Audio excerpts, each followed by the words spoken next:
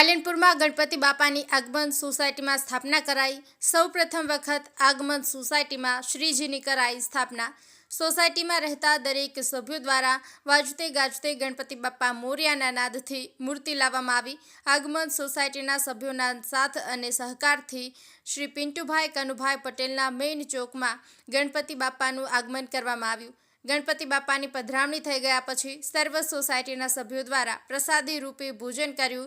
પાલનપુર આગમન સોસાયટીના પ્રમુખ સુરેશભાઈ સી પટેલ દ્વારા જણાવવામાં આવ્યું હતું। ન્યૂઝ ઓફ પાટણના ન્યૂઝને ગણેશ ચતુર્થીના દિવસે આ વૃત્તિ બહાર પાડતા ખૂબ ખૂબ અભિનંદન પાઠવવામાં આવ્યું હતું અને આગમન સોસાયટી હંમેશા ભક્તિસભર કાર્યક્રમ કરવામાં આવે છે। પાલનપુર આગમન સોસાયટીમાં ગણપતિના વાજતે ગાજતે આગમન। Rajbhai D Patel, news of Patan.